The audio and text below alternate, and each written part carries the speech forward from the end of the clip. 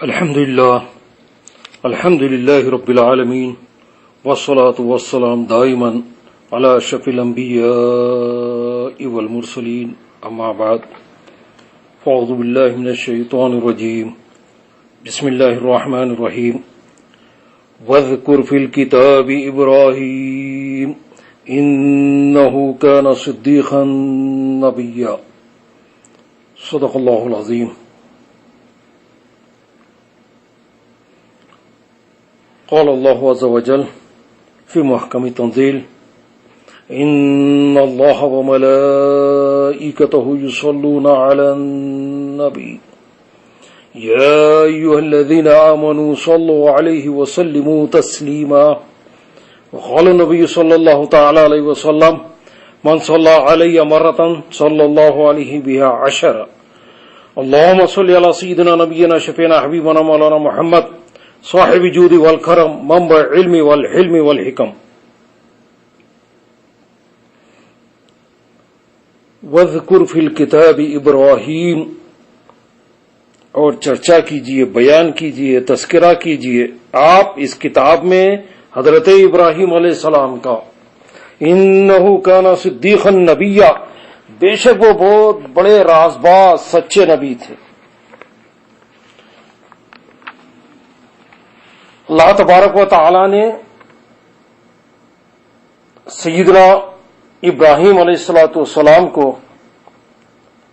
نمرود جیسے ظالم بادشاہ کے دور میں پیدا فرمایا. ماحول کفر و شرک کا ہر طرف، اور گھر کا ماحول یہ کہ آزر جو آپ کی پرورش کرنے والا چچا تھا وہ بت پرستوں کا سردار، بتوں کو بناتا تھا اور بیچتا تھا. تو سیدنا ابراہیم علیہ السلام پہلے آزر کو سمجھائے، اپنے چچا کو سمجھائے کہ بت پرستی چھوڑو، اللہ کی عبادت کرو. قوم کو سمجھائے کہ بت پرستی چھوڑ دو، یہ ہاتھ سے بنائے ہوئے مجسمے، یہ تراشے ہوئے یہ بت، یہ کوئی نفع نقصان نہیں پہنچا سکتے تمہیں، ان کی عبادت کو چھوڑ دو، اللہ کی عبادت کرو. قوم نے نہیں مانا تو آپ ان کے انجام کو پہنچا کے رہے، بتوں کو ریزہ ریزہ کر دیے، تاکہ دکھانا مقصود تھا کہ یہ کچھ نہیں کر سکتے. یہ بت جس کو تم سب کچھ سمجھ رہے ہو یہ اپنے آپ کو نہیں بچا سکتے. نمرود کو یہ خوف پیدا ہو گیا کہ اب اس کی سلطنت ختم ہونے والی ہے. تو باوجود یہ کہ سب کو اس بات کا یقین ہو گیا کہ وہ جس معبودان باطل کی عبادت کر رہے ہیں وہ غلط ہے، یہ بت بے اثر ہے، کوئی نفع نقصان کے مالک نہیں، لیکن اس کے باوجود بھی وہ اپنے مذہب پر، اپنے اعتقادات پر ڈٹے رہے. نمرود اور اس کی قوم نے فیصلہ کیا کہ سیدنا ابراہیم علیہ السلام کو نظر آتش کر دیا جائے، آگ میں جھونک دیا گیا. لیکن اللہ تبارک و تعالی نے محفوظ و سلامت رکھا. آگ کو حکم دیا یا نار کونی بردم و سلام ابراہیم، اے آگ ٹھنڈی ہو جا اور سلامتی کے اسباب مہیا کر ابراہیم پر. تو سیدنا ابراہیم علیہ السلام آگ سے بچ نکلے. سیدنا ابراہیم علیہ السلام کے سمجھانے کا ان پر کوئی اثر نہیں ہوا کہ وہ دیکھ بھی رہے ہیں کہ یہ حق پر ہیں، آگ تک اثر نہیں کر رہی ہے ان کو. تمام تدبیریں چل رہے ہیں، وہ چال چل رہے ہیں، مکر کر رہے ہیں، لیکن کامیابی حاصل نہیں ہو رہی ہے.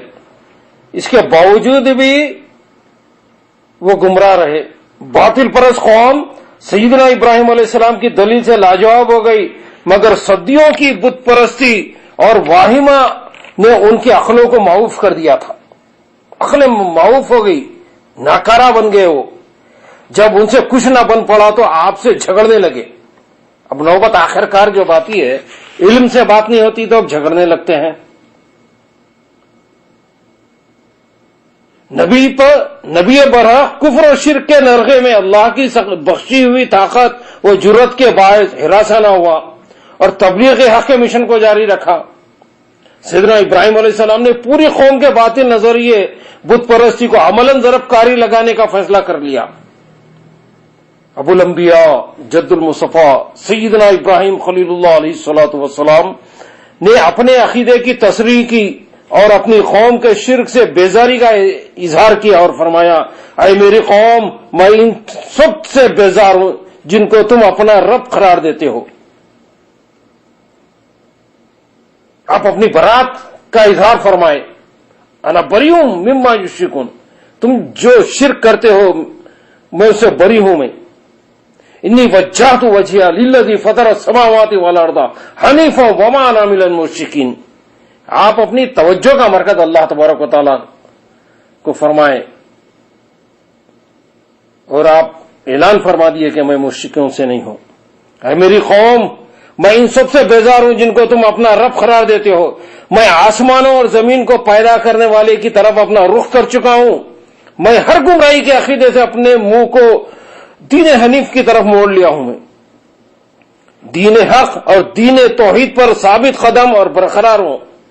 میں ان مشرکوں کے گروہ سے نہیں ہوں جو اللہ کو چھوڑ کر خود ساختہ معبودوں کی پرستش کرتے ہیں۔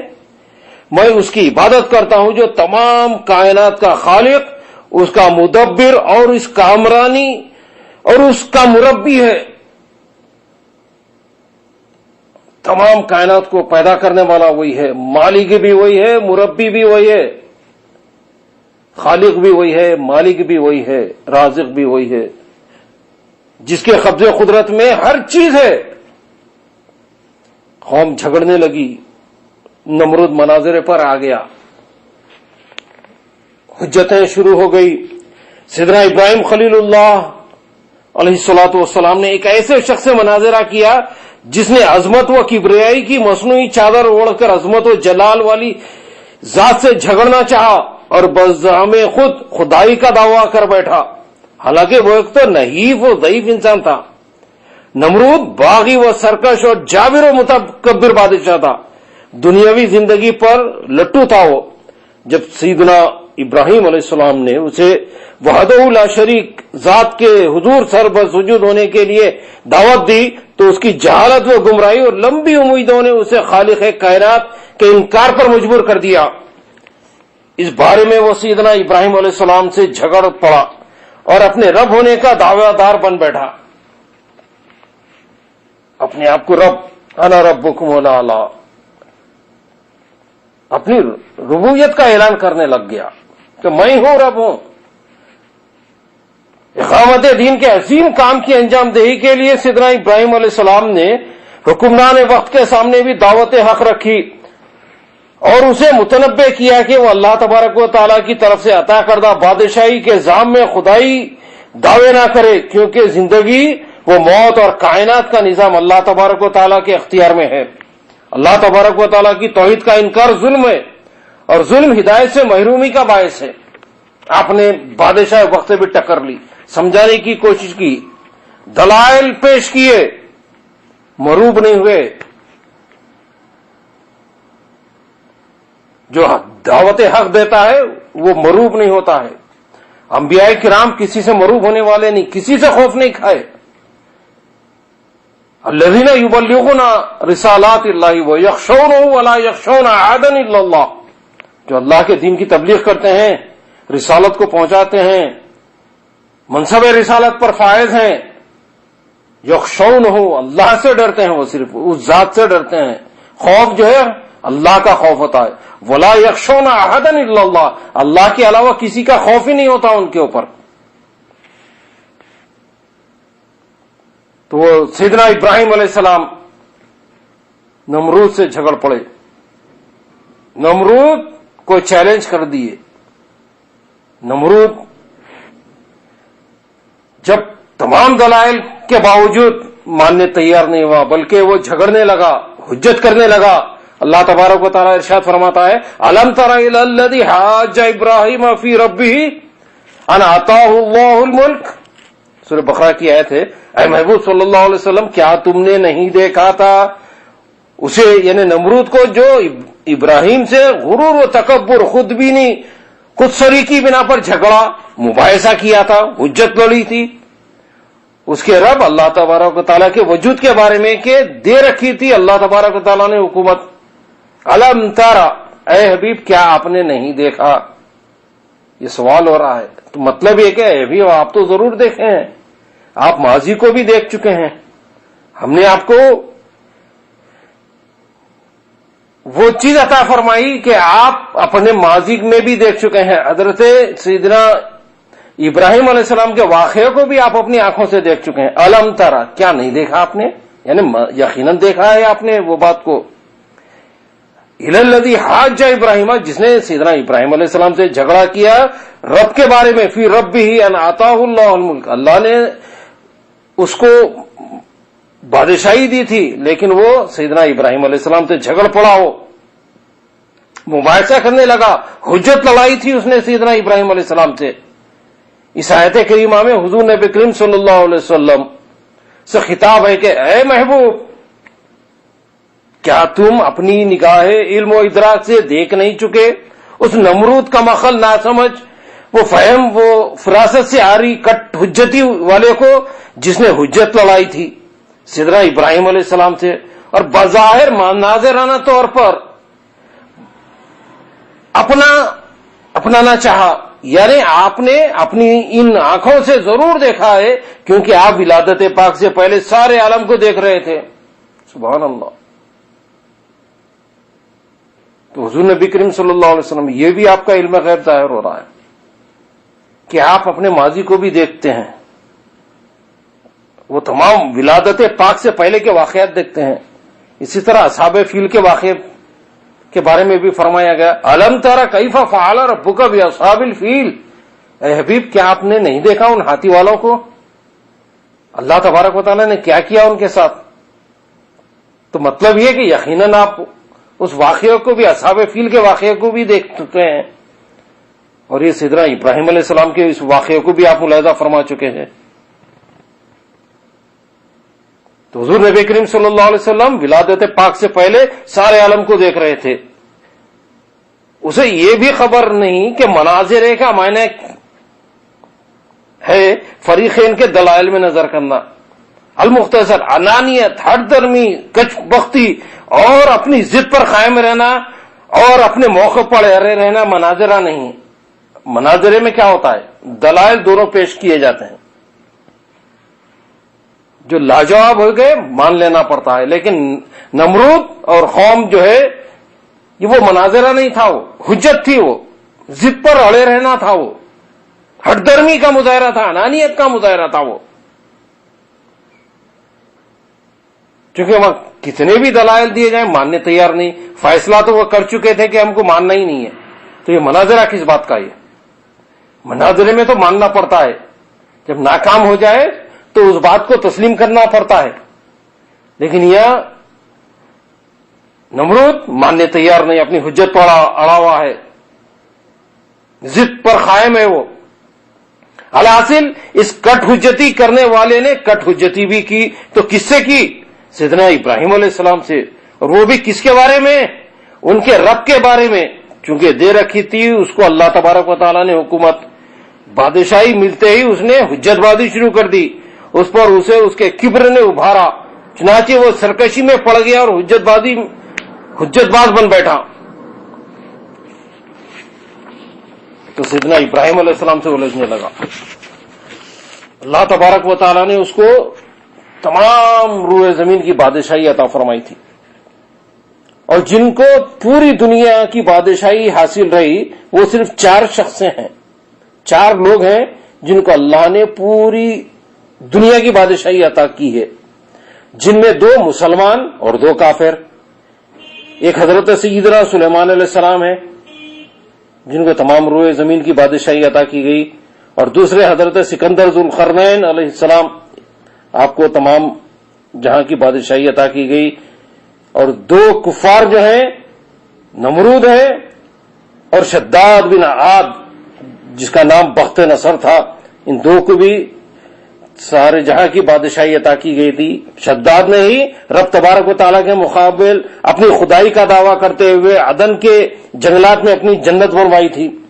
جنت جب تیار ہوئی تو دیکھنے کے لیے گیا، ابھی اس نے گھوڑے نے اپنے دونوں پاؤں کو اس کی مصنوعی جنت میں رکھا ہی تھا کہ عزازیل کو حکم ہوا کہ اس کی روح کو قبض کر لیا جائے، تو وہ داخل بھی نہیں ہو سکا مصنوعی جنت میں، شداد جو ہے۔ تو نمرود اور شداد کو سارے جہاں کی بادشاہی عطا کی گئی تھی۔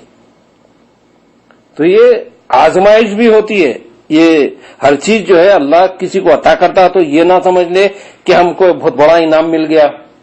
دولت مند لوگ یہ نہ سمجھیں کہ اللہ نے ہم کو دولت دے کے بہت بڑا انعام دیا ہے، نہیں، وہ بلکہ وہ آزمائش بھی ہوتی ہے۔ کبھی وہ دولت عذاب بن جاتی ہے، کبھی اولاد دے کے اللہ تعالیٰ آزماتا ہے، کبھی دولت دے کے، مال و اسباب دے کے، تو اس کو صرف انعام نہ سمجھے۔ انعام جب ہوگا جب اللہ کے حکم کے مطابق اگر استعمال ہو، آپ دین پر قائم رہتے ہوئے اگر اس کو شریعت کے مطابق استعمال کریں گے تو وہ اللہ کا انعام ہوگا، ورنہ عذاب کی کیفیت ہوگی۔ اولاد اگر صالح پیدا ہو، نیک روش اختیار کرے تو اللہ کا انعام ہے، رحمت ہے، نیک اولاد اللہ کی رحمت، ورنہ عذاب۔ مال و دولت برائی میں اگر خرچہ کرے تو وہ پکڑ ہے، عذاب ہے وہ۔ تو بہرحال نمرود اور شداد کو بھی تمام بادشاہی عطا کی گئی تھی، لیکن عذاب میں بھی مبتلا ہو گئے یہ لوگ۔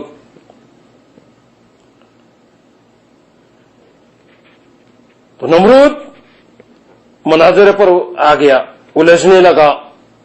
تفسیر کبیر اور روح المعانی میں دو قول نقل کیے گئے ہیں، ایک یہ کہ بتوں کے توڑنے کے بعد اور آگ میں ڈالنے سے پہلے، اور دوسرا قول یہ ہے کہ آپ جب آگ سے باہر تشریف لائے تو اس وقت یہ مناظرہ ہوا۔ مناظرہ کرنے کی وجہ یہ تھی کہ نمرود نے ابراہیم علیہ السلام سے پوچھا تھا کہ تمہارا رب کون ہے جس کی عبادت کرو۔ اللہ عز و جل نے اپنے خلیل کے اس مناظرے کا تذکرہ فرمایا ہے جو انہوں نے ایک سرکش و متکبر ایسے بادشاہ سے کیا جس نے بزعم خود خدا ہونے کا دعویٰ کیا۔ سیدنا ابراہیم خلیل اللہ علیہ السلام نے اس کے خدا ہونے کی دلیل کو رد فرما دیا۔ بادشاہ سے الجھ پڑ رہے ہیں آپ، وہ بھی کیسا بادشاہ، ظالم جابر بادشاہ سے الجھ پڑ رہے ہیں۔ اس کی جہالت کثیرہ اور عقل قلیل کو ظاہر فرما دیا سیدنا ابراہیم علیہ السلام نے۔ دلائل و براہین سے اسے ایسی لگام دی کہ اس کے لیے درمیانی راہ کو واضح کر دیا۔ حکومت و اقتدار کے نشے میں نمرود نے اپنے مالک حقیقی کو بھلا دیا اور خود خدائی کا دعویٰ کر دیا۔ حضرت سیدنا ابراہیم علیہ السلام نے جب شرک و الحاد کے خلاف جہاد شروع کیا اور اس مٹی کے ناچیز ٹیلے کو رب ماننے سے صاف انکار کر دیا تو نمرود نے سر مجلس آپ سے آپ کے رب کے متعلق دریافت کیا۔ اس کو تو چاہیے یہ تھا جب اسے بادشاہی ملی تھی تو وہ اللہ تبارک و تعالیٰ کا شکر بجا لاتا، لیکن اس نے اس کے برعکس کیا، یعنی جو اس پر واجب تھا اس کے خلاف کیا۔ چنانچہ اپنی خیز سے نکال کر آتش کدے میں ڈالنے سے پہلے یا آتش کدے سے صحیح سلامت نکل آنے کے بعد اس نے حضرت سیدنا ابراہیم خلیل اللہ سے پوچھا کہ تمہارا رب کون ہے جس کی طرف تو ہم کو بلاتا ہے؟ تو اے محبوب، کیا تم نے نہیں دیکھا کہ نمرود کے اس سوال کے جواب میں جب کہا حضرت سیدنا ابراہیم علیہ السلام نے میرا رب ہے وہ جو زندہ کرتا ہے اور جان کی صلاحیت رکھنے والے بے جان جسم میں روح ڈالتا ہے اور روح رکھنے والے اجسام سے ان کی روح نکال کر انہیں مار ڈالتا ہے، یہ سیدنا ابراہیم علیہ السلام کی دلیل تھی۔ اذ قال ابراہیم رب الذی یحیی و یمیت، جب کہا سیدنا ابراہیم علیہ السلام نے کہ میرا رب ہے جو زندہ کرتا ہے اور مار ڈالتا ہے، یعنی اجسام میں موت و حیات کو پیدا کرتا ہے۔ ایک خدا کو پہچاننے والے کے لیے یہ بہترین ہدایت تھی، اور اس میں بتا دیا گیا تھا کہ خود تیری زندگی رب کے وجود کی شہادت دے رہی ہے کہ تو ایک بے جان نطفہ تھا جس نے نطفے کو انسانی صورت دی اور حیات عطا فرمائی۔ وہ رب ہے اور زندگی کے بعد پھر اجسام کو جو موت دیتا ہے وہ پروردگار ہے، اس کی قدرت کی شہادت خود تیری اپنی موت و حیات میں موجود ہے۔ اس کے وجود سے بے خبر رہنا کمال جہالت و سفاہت اور انتہائی بد نصیبی ہے۔ یہ دلیل ایسی زبردست تھی کہ اس کا جواب نمرود سے نہ بن پڑا، اور اس خیال سے کہ مجمع کے سامنے اس کو لاجواب اور شرمندہ ہونا پڑ رہا ہے تو اس نے کچھ بختی یعنی ٹیڑھی بحث کر اختیار شروع کر دی۔ قال انا احیی و امیت، نمرود بولا میں زندہ کرتا ہوں اور مارتا ہوں، بولا کہ میں جلاتا ہوں اور مارتا ہوں۔ تو سیدنا ابراہیم علیہ السلام فرمائے کہ میرا رب وہ ہے جو زندہ کرتا ہے اور مارتا ہے۔ تو نمرود بھی کہنے لگا کہ انا احیی و امیت، میں بھی زندہ کرتا ہوں اور میں بھی مارتا ہوں۔ یہ حجت ہے، وہ جہالت ہے اس کی۔ نمرود سیدنا ابراہیم علیہ السلام کی دلیل نہیں سمجھ سکا، اس قدر موٹی عقل کا انسان تھا کہ اس نے زندہ کرنے کا معنی زندہ چھوڑنا سمجھا، حالانکہ زندہ کرنے کا معنی ہے بے جان جسم میں جان ڈالنا، کوئی بے جان میں جان ڈالنا، یہ زندگی ہے۔ زندے کو پکڑ کے چھوڑ دینا میں زندہ کر دیا نہیں۔ نمرود اس قدر کم عقل تھا کہ وہ مار ڈالنے اور زندہ کرنے کے مفہوم کو سمجھنے سے قاصر رہا۔ الغرض در حقیقت احیا کیا ہے اور اماتت کیا ہے وہ سمجھ ہی نہ سکا، اور اس نے خیال کیا کہ کسی گناہگار مجرم کو جرم سے بری کر دینا اور اسے چھوڑ دینا اس کو زندہ کر دینا ہے، اور یوں ہی کسی بے گناہ کو قتل کر دینا یہ اس کو مردہ کر دینا ہے۔ نمرود کے پاس دو ایسے آدمی پیش کیے گئے جن کے قتل کا فیصلہ ہو چکا تھا، تب اس نے ایک کو قتل کرنے اور دوسرے کو رہا کر دینے کا حکم دے دیا۔ اب قید سے دو افراد کو پکڑ کے لائے تو جن پہ قتل کرنے کا فیصلہ ہو چکا تھا، تو نمرود کیا کیا، ایک کو قتل کرنے اور دوسرے کو رہا کر دینے کا حکم دے دیا، اور اس طرح حقیقت ناشنا سوچ کے سامنے اپنی جھوٹی خدائی کی لاج رکھ لی۔ اس نے سمجھا کہ گویا ایک کو زندہ کر دیا اور دوسرے کو مار دیا ہے، حالانکہ یہ عمل سیدنا ابراہیم علیہ السلام کے چیلنج کے معارض نہ تھا بلکہ مقام مناظرے سے خارجی کلام تھا۔ یہ معنی وہ معارض نہیں بلکہ محض شر کو بھڑکانے والا اور حقیقت سے منقطع تھا، حقیقت سے کوئی تعلق نہیں تھا اس کا۔ مارنا اور جلانے کا یہ مفہوم نہیں ہے کہ دو زندوں کو لے کے آ کے ایک کو مار ڈال رہے اور ایک کو چھوڑ دے رہے ہیں، نہیں، جو مردہ ہے اس کو زندہ کرے اور جو زندہ ہے اس کو موت دے۔ سیدنا ابراہیم علیہ السلام نے تو ان مشاہدات کے وقوع پر ان کے بنانے والے کے وجود پر دلیل لی تھی کہ ان کی موت و حیات کا سلسلہ بغیر کسی ہستی کے ممکن نہیں، بلکہ ضرور کوئی فاعل حقیقی ہے، خود بخود ان کا قیام نہیں ہو سکتا، ضرور کوئی ایسی ہستی ہے جس نے انہیں پیدا کیا اور مذکر کیا، اور سیاروں، ہواؤں، بادلوں اور بارش کو ان کے مقصد میں چلایا، کائناتی عالم میں موجود حیوانات کو پیدا فرمایا، پھر انہیں آغوش موت عطا کی۔ اسی لیے سیدنا ابراہیم علیہ السلام نے فرمایا رب الذی یحیی و یمیت، میرا رب وہ ہے جو زندہ کرتا ہے اور مارتا ہے۔ تو نمرود یہ نہیں سمجھ سکا کہ زندہ کرنا کیا ہے اور مارنا کیا ہے، اتنا کم عقل اور موٹی عقل کا تھا وہ۔ نمرود نے دو قیدیوں کو طلب کر کے ایک کو مار ڈالا اور دوسرے کو چھوڑ دیا، اور کہنے لگا کہ میں بھی زندہ کرتا ہوں اور مارتا ہوں، یعنی کسی کو گرفتار کر کے چھوڑ دیتا ہوں، اسے زندہ کرتا ہوں، اور کسی کو قتل کر کے مار دیتا ہوں۔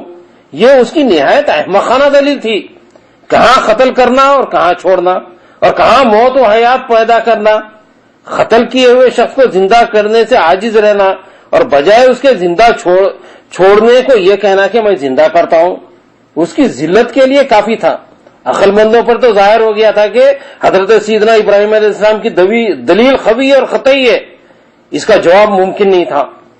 سیدنا ابراہیم علیہ السلام کا جواب نہایت خوبی والا تھا، اس لیے اللہ تبارک و تعالیٰ کی معرفت نہیں ہو سکتی جب تک اس کی صفات کا علم حاصل نہ ہو، اور ساتھ ہی اس کے افعال بھی معلوم ہو کہ وہ ایسے افعال کا مالک ہے کہ اس کے افعال کے ساتھ کوئی بھی شریک نہیں، خواہ وہ بزعم خویش کتنی قدرت رکھتا ہو۔ احیا و اماتت یعنی مارنا اور جلانا اسی قبیل سے ہے۔ حضرت ابو الانبیاء جد المصطفیٰ سیدنا ابراہیم علیہ السلام نے نمرود کو سمجھانے کے لیے قدرت الہی کو بطور دلیل پیش کیا، اور اس کو سمجھانے کے لیے بطور مثال احیا و اماتت کو پیش کیا۔ نمرود اپنی کم عقلی کے سبب قدرت الہی کی اس مثال کو سمجھنے سے قاصر رہا، تو پھر فوراً ہی حضرت سیدنا ابراہیم علیہ السلام نے قدرت الہی کی دوسری مثال پیش کر دی. نمرود نے جو دلیل قائم کی تھی اس میں دعویٰ بھی پایا گیا تھا، تو ابراہیم علیہ السلام نے اس پر مناظرانہ گرفت فرمائی کہ اے جھوٹے مدعی، الوہیت، موت و حیات پیدا کرنا تیری قدرت میں کہاں، بلکہ اس کا تصور بھی نہیں کر سکتا، اس سے آسان کام کر کے دکھا. پیدا کرنا اور مارنا یہ تو بہت مشکل کام ہے، اس کا تصور بھی نہیں کر سکتا. اب آسان کام بتا رہا ہوں، وہ آسان کام کر کے دکھا. قال ابراہیم فَإِنَّ اللَّهَ يَأْتِي بِالشَّمْسِ مِنَ الْمَشْرِقِ فَأْتِي بِهَا مِنَ الْمَغْرِبِ. سیدنا ابراہیم علیہ السلام نے فرمایا بے شک اللہ سورج کو مشرق سے لاتا ہے، تو اس کو مغرب سے لے آ. یعنی یہ سورج خالق کائنات کے حکم کے مطابق ہر روز مشرق سے نکلنے پر معمور و مسخر ہے. وہی اللہ جو اس کو چلاتا ہے اور حکم عطا فرماتا ہے، وہی ہر چیز کا خالق و مالک ہے، اس کے سوا کوئی معبود نہیں. اگر تجھے یہ گمان ہے کہ تو بھی زندگی و موت کی خیرات بانٹ سکتا ہے تو پھر ذرا سورج کو تو مغرب سے لا کے دکھا دے. اب یہ دوسرا چیلنج تھا، کیونکہ جو موت و حیات پر قادر ہو وہ تو جو چاہے کر لے، وہ تو ممنوع و مغلوب نہیں ہوتا، بلکہ اس کے لیے ہر چیز مخور و مغلوب ہوتی ہے. اگر تو ویسا ہے جیسے تجھے گھمنڈ ہے تو پھر کر گزر. اگر تو نہ کر سکا تو پھر اپنے گمان و خیال میں جھوٹا ہے، پھر تو اور تیرے علاوہ ہر ایک کو معلوم ہو جائے گا کہ تو ایسا کرنے پر قادر نہیں، بلکہ تیری عاجزی اور کمتری کا عالم یہ ہے کہ تو ایک مچھر کو بھی پیدا کرنے کی طاقت و صلاحیت نہیں رکھتا. اللہ اکبر. پیدا کرنا تو درکنار، بلکہ اگر وہ تجھے کاٹ کھائے تو بدلہ بھی نہیں لے سکتا. تو مچھر کو پیدا کرنا تو بہت دور کی بات ہے، مچھر کاٹ لے تو وہ نہیں بچ سکتا ہے. سیدنا ابراہیم علیہ السلام نے اس کے دعوے کی تکذیب، اس کی جہالت و ضلالت اور جس راستے پر گامزن تھا اس کے بطلان کو روز روشن کی طرح واضح فرما دیا. اپنی قوم کے سامنے بزعم خود جس خدائی کا دعویٰ اس نے کیا تھا اس خدائی کا بھنڈا پھوٹ گیا. اسامت و ساکت کلام کے مقابلے میں اس کے پاس کوئی ایسی دلیل نہ تھی جو سیدنا ابراہیم علیہ السلام کے سامنے پیش کر دیتا، بلکہ چپ ساتھ ہو گیا. وہ ایک دم ہوش اڑ گئے اس کے. فَبُهِتَ الَّذِي كَفَرَ وَاللَّهُ لَا يَهْدِي الْقَوْمَ الظَّالِمِينَ. سورہ بقرہ میں فرمایا گیا ہوش اڑ گئے کافر کے، مبہوت ہو گیا وہ، اور اللہ راہ نہیں دکھاتا ظالموں کو. بہت کے معنی ہیں حیرانی و تہمت کے. بہتان اسی لیے کہتے ہیں کہ سننے والا حیران رہ جاتا ہے. اس طرف اشارہ ہے کہ وہ کافر کفر کی وجہ سے حیران و پریشان رہ گیا، ورنہ کجبختی کر سکتا تھا. اللہ تعالیٰ کافروں کو آخرت میں جنت کے راستے کی ہدایت نہ دے گا، ظالم کو ہدایت نہیں دیتا. اس مثال کو پیش کر کے اس کم عقل کی کٹ حجتی کے سارے دروازے بند کر دیے گئے. وہ کافر رب کی طرف سے حیران کر دیا گیا، وہ مبہوت و مدہوش ہو گیا اور اس کی حجت منقطع ہو گئی. ورنہ اس میں بھی کچبختی ٹیڑھی بحث اس طرح کر سکتا تھا کہ سورج کو مشرق سے تو میں ہلاتا ہوں، تم اپنے خدا سے کہو کہ وہ مغرب سے لائے. لیکن اللہ تبارک و تعالیٰ نے اسے مبہوت کر کے لاجواب کر دیا. وہ اس طرح ذلیل ہوا، وہ ہوش اڑ گئے. وہاں پر کافر نمرود کے ہوش اڑ گئے اور کہنے لگا یہ شخص مجنون ہے، اسے دربار شاہی سے باہر لے جاؤ. کیا تم اس کو دیکھتے نہیں کہ اسی جنون کی وجہ سے اس نے تمہارے خداؤں کو توڑنے کی جرت کی اور آگ نے بھی اسے نہیں کھایا. نمرود کو خوف لاحق ہوا کہ قوم کے سامنے کہیں سیدنا ابراہیم علیہ السلام اسے رسوا نہ کر دیں. کفار سے مناظرہ کرنا سنت انبیاء ہے،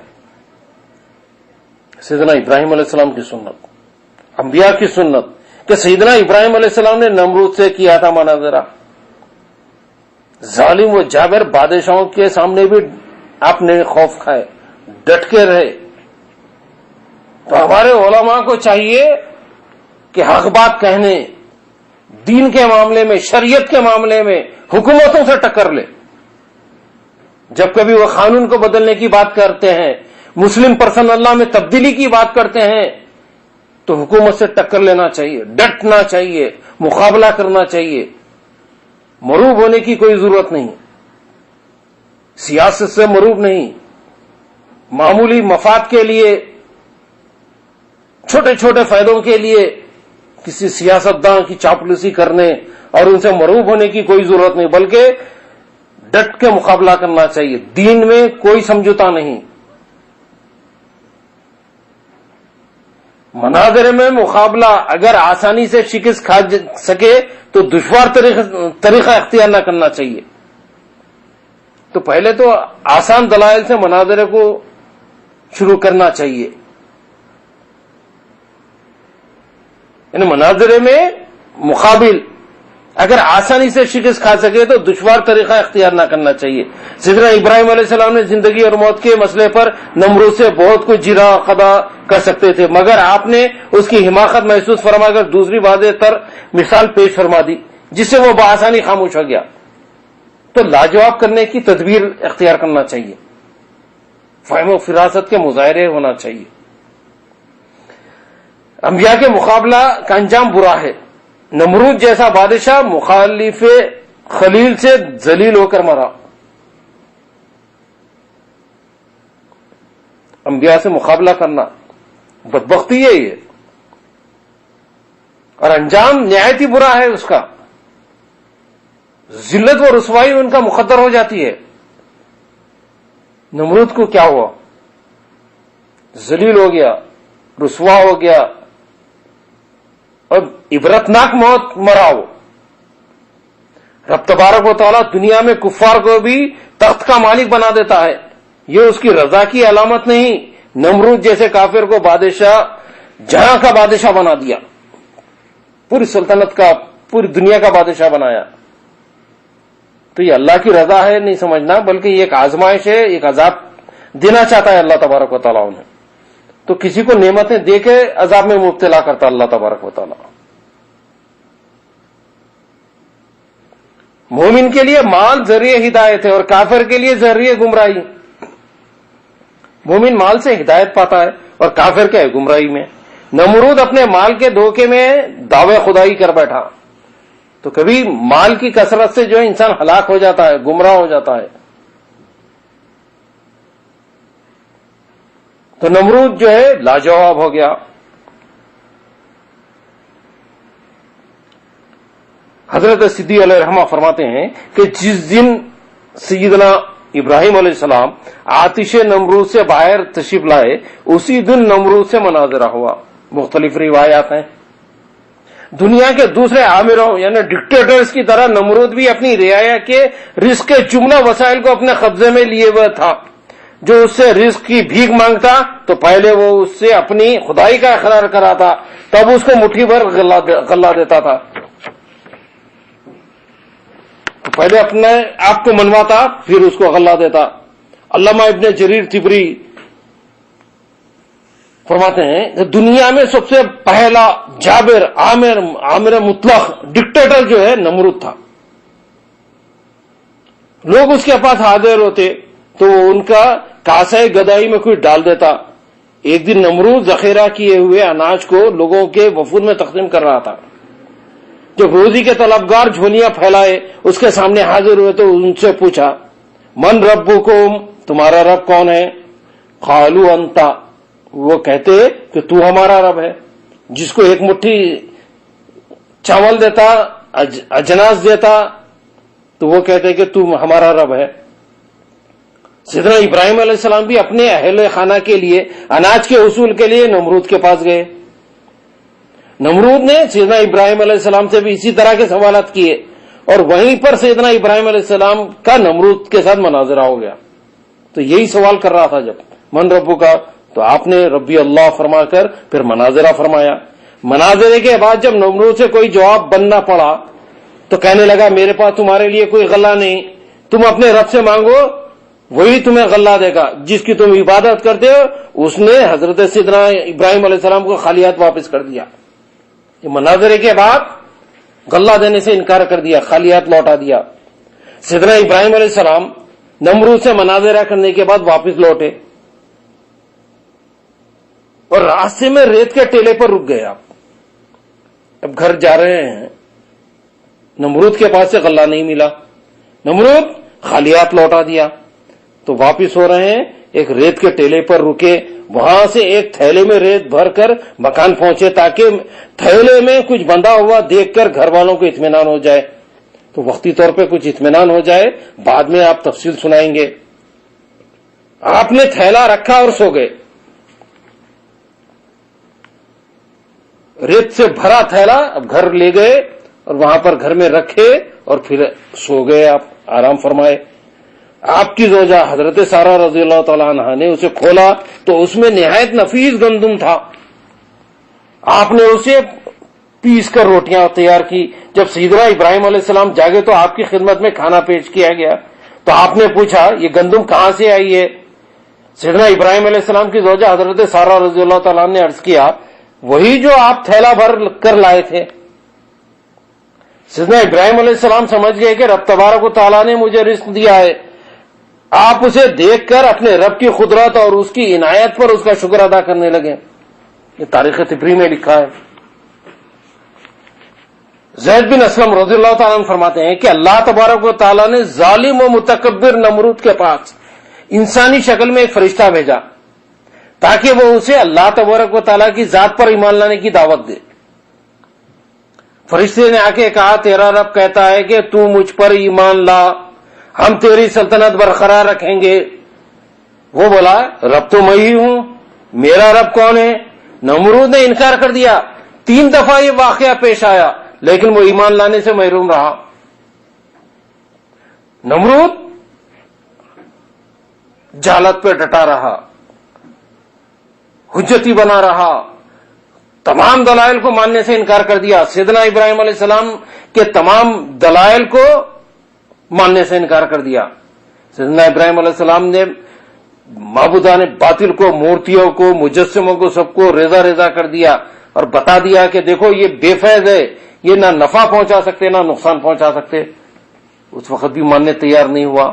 آگ میں جھونک دیا گیا, آگ سے آپ صحیح سلامت نکلے اور فرمایا کہ دیکھو تمہاری یہ آگ کوئی نہیں کر سکتی مجھے, اللہ کا فضل ہے, اللہ نے بچا لیا. تو ہر چیز اللہ کے حکم سے ہے.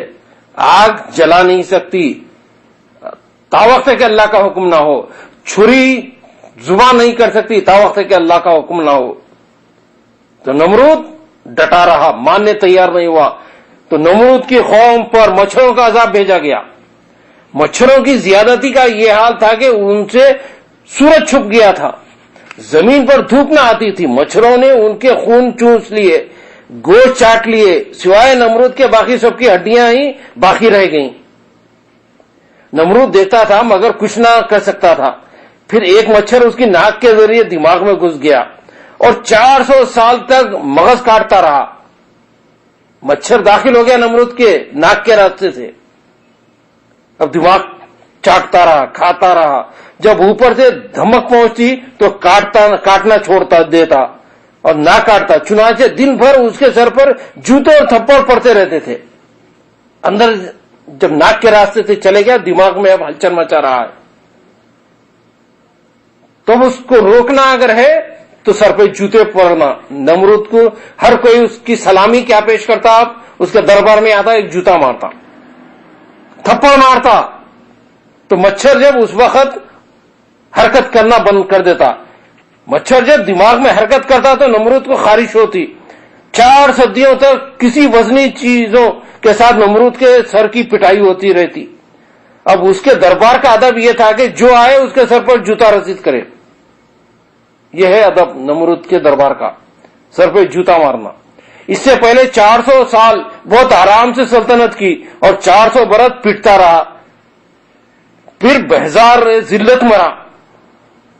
اس کی عمر 800 سال سے کچھ چیز زیادہ تھی. یہ خزائن العرفان اور تفسیر نعیمی میں لکھا گیا. تو 400 سال اس ذلت میں گزارا ہوا, پٹتے رہا, جوتے مارتے رہے. تو یہ نبی کی توہین کرنے کا انجام ہے. یہ نبی کی توہین کا یہ انجام ہوا کہ 400 سال سر پہ جوتے پڑتے رہے, تھپڑے پڑتے رہے. تو نبی کی شان میں گستاخی کا یہ انجام ہوتا ہے. تو مچھر کے ذریعے نمرود کو ایسے توہین آمیز عذاب میں مبتلا کیا کہ خدائی کا دعویٰ کرنے والے سرکش رہتی دنیا تک کے اس کو یاد رکھیں گے۔ اللہ تبارک و تعالی جب کسی کو عذاب دینا چاہتا ہے تو حقیر مخلوق کو بھی استعمال کر لیتا اللہ تعالی، حقیر مخلوق سے بھی اس کا خاتمہ کر دیتا ہے۔ تو نمرود کو ایک معمولی مچھر سے، کوئی بڑی طاقت سے فوج بھیج کر ہلاک نہیں فرمایا اللہ نے، ایک معمولی مچھر، وہ بھی لنگڑا مچھر کہا جاتا ہے کہ لنگڑے مچھر سے ختم کروایا۔ اور ابرہا کے لشکر کو اللہ نے کس سے ختم فرمایا؟ ابابیل سے، چھوٹے چھوٹے پرندے اور اپنی چونچوں میں کنکرے رکھ کر جو ان پر مار رہے تھے ہاتھیوں پہ۔ تو اللہ کبھی ابابیل کے ذریعے عذاب دیتا ہے، تو کبھی مچھر کے ذریعے، تو کبھی پتھراؤ ہوتا ہے، تو کبھی زمین میں زلزلے آتے۔ تو اللہ کا عذاب کسی بھی شکل میں آ سکتا ہے، کسی ظالم و جابر اور گستاخوں کے خاتمے کے لیے اللہ کسی کو بھی اختیار کر سکتا ہے۔ ہم الحمدللہ اشرف المخلوقات ہیں، تو اللہ تبارک و تعالی ہمارے ذریعے بڑے بڑے فتنوں کو بھی ختم فرما سکتا ہے۔ یہ اللہ کی شان ہے، اللہ کی قدرت ہے۔ اللہ مچھر سے بھی جب نمرود کو ختم کرواتا ہے تو ہم اشرف المخلوقات ہیں، ہم سے بڑے بڑے فتنوں کو بھی اللہ تبارک و تعالی ختم کرتا ہے۔ یہ اللہ کی شان اور قدرت ہے۔ نمرود عبرتناک موت مر گیا، سر پھٹ گیا، جسم کی بدبو پھیل کر بیماریاں پیدا کر رہی تھی۔ مرنے کے بعد، سر پھٹنے کے بعد بیماریاں پیدا ہو رہی تھی، تعفن۔ نمرود کے لواحقین نے سوچا کہ اس کی ناش کو اس طرح دفن کر دیا جائے تو کہیں بیماری نکل کر ہم کو چٹنا جائے۔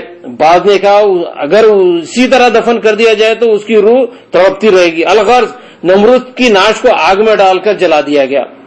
تاریخی لحاظ سے سب سے پہلے نمرود کی ناش کو جلایا گیا، چونکہ اس نے ہی آگ کا سلسلہ شروع کیا، اس لیے سب سے پہلے اسی کو آگ سے جلایا گیا۔ سب سے پہلے نمرود کو جلایا گیا تھا آگ سے۔ اب اسی کی ذریت کو، یہ بت پرست جتنے ہیں، یہ آگ ان کا مقدر ہے۔ زمین پہ بھی آگ، جہنم میں بھی آگ میں، ان کی شروعات بھی آگ سے ہے، اور اللہ نے مومنین کو آگ سے بچا لیا۔ یہ انعام ہے اسلام کا کہ مرنے کے بعد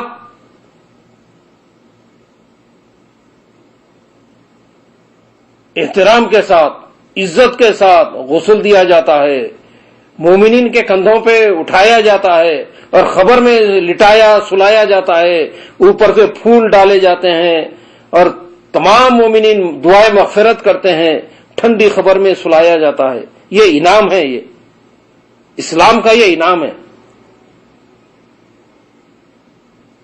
تو نمرود، سب سے پہلے نمرود کو جلایا گیا، اور یہ سلسلہ تمام بت پرستوں کے لیے یہ شروع کر دیا گیا آگ میں جلانے کا۔ وہاں سے یہ مذہب مصر میں آیا اور مصر سے ہندوستان میں، الیاذ باللہ۔ ہندو بھی یہی کہتے ہیں کہ اگر ناک جلائی نہ جائے تو روح بے قرار رہتی ہے، اور چھوت کا مذہب بھی وہاں سے ہندوؤں میں آیا کہ بیماری اڑ کر لگتی ہے۔ اسلام نے ان سب خیالات کی تردید فرمائی ہے۔ اللہ تبارک و تعالی ہمیں ان برے عقیدوں سے اور بری بیماریوں سے، بدباطنوں سے محفوظ رکھے، ایمان کی دولت عطا فرمائے اور اسلام پر ثابت قدم رکھے، محبت رسول عطا فرمائے، انبیاء کی محبت عطا فرمائے۔ وما علینا الا البلاغ، وآخر دعوانا ان الحمدللہ رب العالمین۔ سبحان ربک رب العزۃ عما یصفون، وسلام علی المرسلین، والحمدللہ رب العالمین۔